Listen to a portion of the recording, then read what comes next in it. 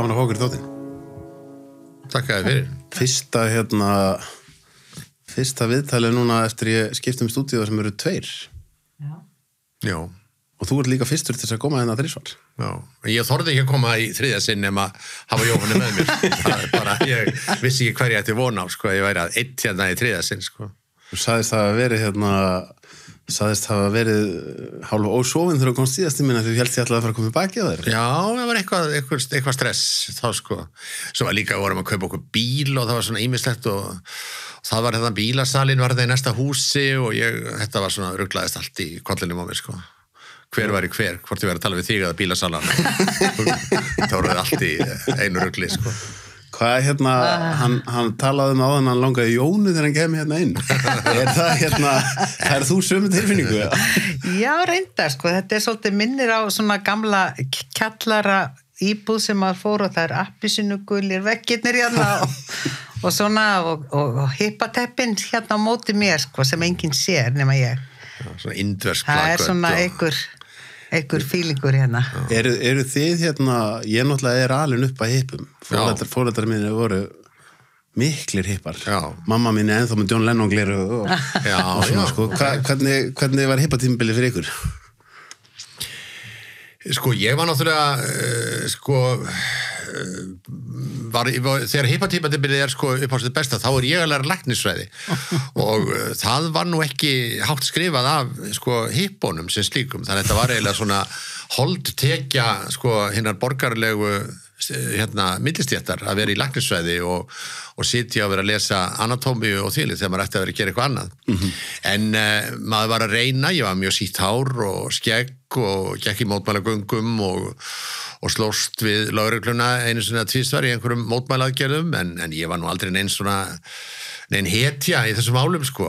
En það er nú vel gert af lækni að vera að læra læknisfræði, að vera þó í að slást við lögguna? Já, eitthvað svona aðeins en sko, mér langaði alltaf til að vera mikið róttækari en ég var, sko. Það var vandamál, sko. Mér langaði svo rosalega til að vera mjög róttækur og vera svona dálítið svona framarlega í andmælunum, en ég einhvern veginn í mótmælunum öllum, en ég einhvern veginn ég veit ekki, dró mig út úr þessu og fór bara heim að lesa anatómíu. Já, ég var náttúrulega í hljómsveitabransanum og það var náttúrulega rosalega góður hippafílingur þar í stúdíónu og svona, sko, það var mikið verið að svona sveif þarna svona andi Jónunar þarna svolítið á bakvið og Var þetta fyrir okkur eins og mig að minni kynst og við sem yngri erum, sko, þá þetta oft sveipað í dýrðarljóma þegar það verið að tala þetta tímabil, þegar foreldrar mínir tala það og svona. Var þetta svona mikil dýrðarljómi eða þetta var bara svona, maður var mikið að hlusta á músík og það var verið að spila og það var verið að æfa og það var verið að ratta og þetta var svona svolítið incredible string band feelingur svona á fólkinu, fannst mér. Og svo var líka, sko, svo vorum við í Kaupmannahöfn og þar vorum við með Rauða kórinn og það var verið að æfa svona sænsk, ítölsk lög sem að vorum að syngja með róttækum textum og svona, þetta var mikið fyrir. Var unga fólkið, sko, maður oft svona í þetta, ég kannski ná að verða nú og gamall til þess að fara stundum að svona einhvern veginn sjá eitthvað í meiri dýrðarljóma í fortíðinni. Var unga fólkið þarna meira hugsjónafólk heldur en í dag? Já, ég veit náttúrulega ekki alveg hvernig unga fólki í dag, en það voru vissulega miklar hugsjónir og það átt að breyta þjóðfélaginu. Og þetta var rosalega mikið verið að ögra pappa og mömmu og af og ömmu, sko. Eða hvað segir þú það? Jú, þetta var svona mikið verið að ögra með þessari með að safna hári og klæðaburði, allar stelpurnar úr brjóstahöldunum og það var, sko, það var hippu, það voru missurnar og svona, sko. Frjálsar ástir, Jesús minn, já. Það var rosalega gaman. Þetta var rosalega gaman á þessu tímabili, sko. Þetta var fjör, þó ég hef verið þarna alltaf með annan fótinn í læknisfræðinni, sko. En svona það sem maður fór út fyrir hana, þá var gaman að vera til og þetta var svona fór mikið til útlanda og svona Já, þetta var já. fjör. Mér langaði alltaf til að sko að því að Óttar er náttúrulega búin að koma til mín áður og þá drættum við svolítið svona sögunæðin og feriliðin og þú veist, þegar þú fórst í meðferð og annað. Svo kynnist þið, sko, hvað er þið búin að vera lengi saman núna? Já. það er góð spurning. Við getum sagt að við erum búin að þekkjast mjög lengi, getum við sagt, sko. Við erum þekkst mjög lengi vegna þess að, sko, eldri bróðir Jóhannu var með mér í læknisfræði, hann er jafngamall mér. Svo þegar við kynnumst sko fyrst að þá er... Ég man eftir hann fyrst bara þegar hann var stúdent, 68. Já. Og þá ég fætt 57, sko, þannig að þá er ég 11 ára. Já. Þannig En að, hvenær eru þið par? Við erum búin að vera saman núna í 16 ár og svo það er svona ágættu tími. En það var kannski það sem ég ætlaði að koma að, sko. Hver er lykillinn að því þegar fólk, sko, að því sumir eru, ég veit ekki hvort ég segja svo lánsamir eða ólánsamir eða eitthvað, að þeir bara kynnast einhverju þegar þeir eru 17 og svo bara appil ég verð eftir, bara eru saman. Hver er lykillinn að því þegar fólk er að mætast svona aðeins seinna á lífsleiðinu og þið eru kannski, þú veist, þið eru með börn úr fyrri samböndum og hvað er svona, þú veist, hver er lykillinn að því að láta það ganga upp? já, það er nú það. Það er nú fyrsta lagi sko að vera afslappaður gagnvart hinu fólkinu, fyrirhandi einkonum, fyrir öllum börnunum og svona bara taka hlutunum eins og þeir eru.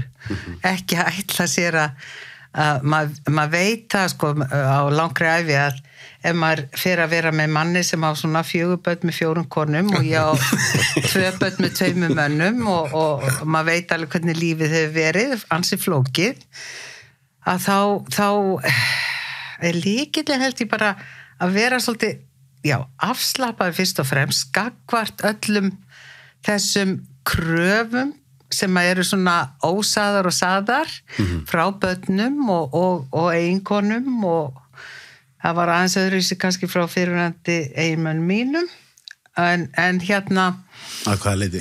bara þeir voru farnir og Anna var dáin og hinn var fluttur úr landi sko. Þeir voru farnir. Þeir voru farnir. Já, þeir voru ekki lengur inn í myndinni sko. Og þannig að sko já, ég held að maður þurfa að vera afslappað sko og vita það að þetta er ekki fullkomið og mun aldrei verða og ég mun aldrei ná því og þú veist, það er ekki takmark í sjálfsér að hafa þetta eitthvað fullkomið gagnvart öllum, það maður verður bara svolítið að fá flæði sko. Er ekki líka með að fara að hugsa að annars vegar þegar fólk kynnist svona ungt að þá getur verið að sko, þú ert kannski ómótaður í því hver þú ert og þá er það kannski hinn aðilinn sem hefur mikil áhrif á þeim. Þegar fólk kynnist seinna á lífsleiðinni þá ertu náttúrulega að tala um 2 einstaklingar sem eru bara kannski á einhverju leyti orðindáldi vissir í því hverjir þeir eru. Já, það er nokkuð rétt. Það er til í því. Já.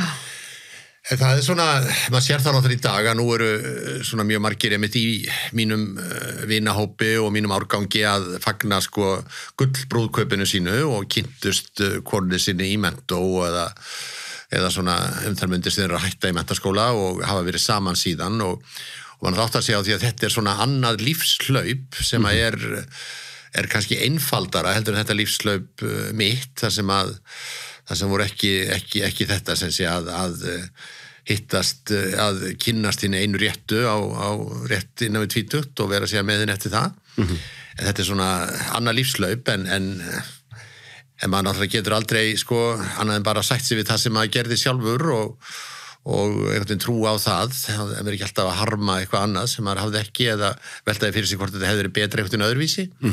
En er ekki aldrei líkilatriði eins og Jóhann var að tala að þessi hugmyndum einhvern veginn, við erum svolítið skilist í þessu hugmynd í bíómyndunum að það sé eitthvað alltaf að vera í einhverjum, hvað maður að segja, einhverjum svona rósröðum bjarma alla daga, leiðum að lætur aðeins af væntingunum að þá sé það kannski ákveðin líkill í að hlutinni verði betri sko, og gangi upp.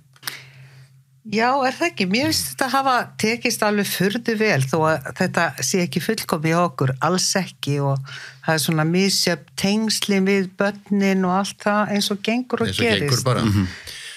Það sé hjá mjög mörgum sko að þetta er bara náttúrulega lífið heldur alltaf áfram og börnin þau eignast sín líf og sína maka og sínar fjölskyldur og þau hafa svona mismunandi mikinn áhuga á að vera með okkur eins og gengur líka og það held ég að sé líka og maður verður líka að vera afslappaður gagnvart því maður á ekki þetta fólk og maður búin að koma þeim hingað og það gekk svona en maður voða gladur þegar þau vilja vera með okkur. Við verðum að segja það. Þú búin að skrifa svolítið af pislum þetta svona ég veit ekki hvort ég að segja óttan við að vera einmanna gamall maður eða svona, þú veist svona, hvað ég segja, þetta nú kaldhæðin í það mjög mikið, en svona þetta að vera gamall. Já, það náttúrulega ákveðið sannleikskorn í því, bara eins og mörg öðru og maður náttúrulega átta sig á því að sko, eftir því sem aldurinn færist yfir mann, að það náttúrulega sko, svona verður þetta félagslegi rammi, hann verður svona fátæklegri og börnin þau fjarlægjast inn í sinn heim og svona og þá náttúrulega það makinn í sjálfu sem skiptir alltaf mestu máli, það eru mestu tengslin við hann og þess að skiptir það svo miklu máli að fara inn í 11 árin og vera í svona góðu sambandi við þú að hlægi? Þú hlæði bara ég vera að koma núna bara já, fara inn í 11 árin bla bla bla já, nei þetta var svo pólitíkur komin í gýrin sko. Komin í gýrin, já. Jú, það satt segir óta minn, við erum að fara í 11 árin, en við hefur bæði svo heppin með það, við hefum svo brjálast mikið af áhugamálum og vinnum, sko, að við erum á fullu allan daginn í okkar. Það ekki dálítið einmitt lykil, sko, þessi gamla hugmyndum að einhvern veginn nánast bara þegar þú verður 70 eða jafnvel 67, að þá bara einhvern veginn, þú veist, þetta setjast í helgan stein, þá bara engin vinna og bara þú einhvern veginn að leggjast bara í sófan. Það ekki vísast að leiðin til þess að hörna rosa? Jó, það held ég og þetta það sem ég skrifa mikið sko, þessi krafa samfélagsins að þegar maður komin á ákveðin aldur að þá einhvern veginn leggir mann niður störf og bara fara að gera eitthvað annað og þínit og það þetta ertu enn einkennið sko, þegar fólk alltaf að spyrja ertu enn að vinna, býrðu enn í húsinu þínu, ertu enn að keyra, ertu enn að ferðast og það þessi svona ákveðin undrun sko, hvað ertu ekki sestur í helgan stein, ertu ennþá lifandi sko, það er einhvern veginn sko ákveðna væntingar í samfélaginu að þegar maður komin á ákveðin aldur og þá sem maður hættur að vinna og helst fluttur í lyftublokk svona einhverstaðar fyrir það sem önnur gamalmenni og samkvæmisalur á efstuhæðinni þess að þetta haldum að nýraði samalið. Já. Ég spælti þessu sko eins og til dæmis þegar mamma mín, að því hún var að vinna sem kennari, hún var að vinna fyrir opinbera og það var hún bannað að vinna eftir 70. Já.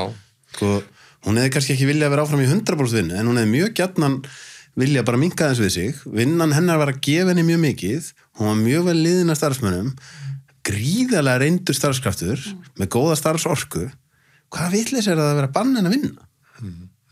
Nákvæmlega. Hvað úrelta hugmynd þetta?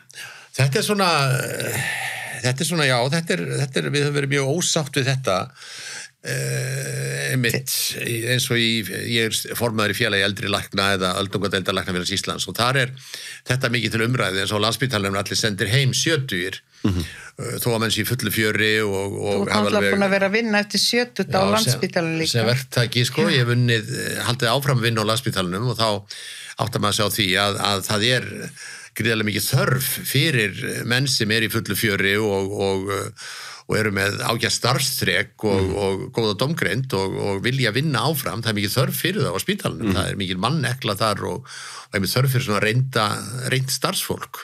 Ég hef alltaf verið sjálfstæð, þannig að ég hef bara getað ráðið mín tíma sjálf og hvenær ég hætti, það kemur bara í ljós, en ég í myndlistakona núna og söngkona og geta ennþá sungið og málað.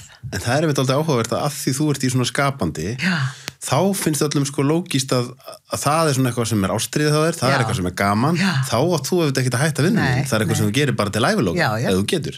En ef þú ert í svona vinnu, svo að vera læknir eða lögfræðingur, þá átt einhvern veginn að hætta því. Mér og fara að finnst gera þetta eitthvað annað, svolítið sérstök pæling, Já, sko. þetta er sérstök pæling, Mjög sko. spes. Mjög spes. En Hvað er það það sem að því við erum aðeins búin að tala um Óttar með eins og með hlaupin og fleira sem að svona varða ástríða þér. Hvað hefur verið ástríða hjá þér fyrir utan þetta sem varst að nefna söngin og myndlistina? Söngin og myndlistin, það er náttúrulega bara eldamennskan og að fara í að ganga og út í náttúruna og svona sko, það er allt bara mjög skapandi. er bara lífið sjálft. Það er lífið sjálft, sem já. er bara ástríða hjá þér, sko. Er það ekki? Jú. Já. Það er geggjað. Hugsum, hérna, bara vera í einhverjum svona, en ég er svo, ég má eiga það, ég er svo skapgóð, sko, ég er aldrei lengi í fílu, til dæmis, sem hann gerir eitthvað af sér, og gleymi ég gætnan út af hverju það var, sem ég fór í fíluna, þannig að, já, ég er nú bara í þessu að vera skapandi og skemmtileg allan daginn. Mér langaði líka að spyrja það út, ég ferði ekkert í fíl út í hann þegar hann er að skrifa ykkur pistla og baka sér ykkur óvinsældir og Já, svona vesen. nei, ég fer ekki í fílu, ég lesi þetta nú allt yfir, sko. Ertu að megnuna til sammálun? Já, Er það ekki? Jú. Elska minn, jú. Sko, allir mínir pistlar fara í gegnum ákveðna hreinsun, þannig að það er Jóhanna sem að ég les alla mína pistla fyrir hana og síðan er það Andri, sonur minn, sem les það líka yfir og það fer eiginlega ekkert inn í fréttablaði nema þau, sko, samþykki það. Við erum búin að samþykja það. Já, þau verður eiginlega samþykja það, sko. Stundum er hann á mjög hálumís og þá svona stundum pössum við upp á hann, fari ekki alla leið. Hefur hann verið komin, sko, á bara alveg út á svellið og því hefur stoppað hann af? Já, gjarnan.